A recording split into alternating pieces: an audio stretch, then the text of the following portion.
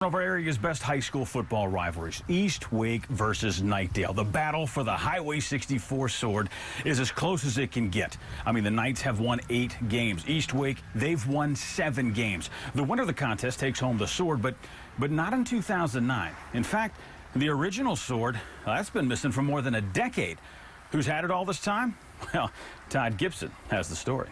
Anybody can talk! It's your house, your sword! Jimmy Williams fires up his troops moments before his East Wake squad would beat rival Knightdale for the 3rd straight year back in 2007.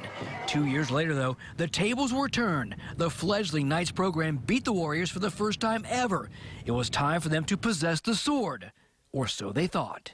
Somehow it just disappeared. Disappeared? We didn't want the sword going back to Knightdale under no circumstances, particularly the original sword. Jimmy Williams had a plan to keep it. I knew it was scheduled to disappear, and as fate would have it, it wound up in one of our players' hands. And for more than a decade, that player has remained anonymous.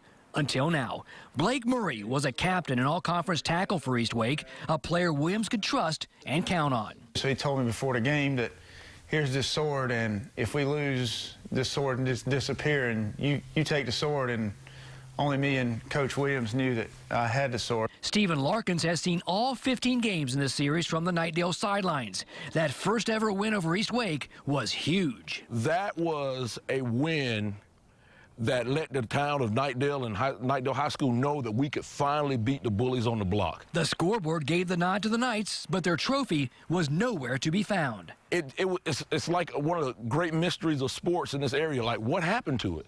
A day or so after the euphoria went down, then everybody started wondering, where's our sword? It was long gone. Although it got missing, we never felt like we stole it. And Murray, how in the world did he keep it a secret for more than a decade? I just had to keep a secret, and I always just kept it in my room, and that's where it stayed. Did getting caught ever cross your mind? I do. I was like, man, I might could get in some trouble for this. But you didn't.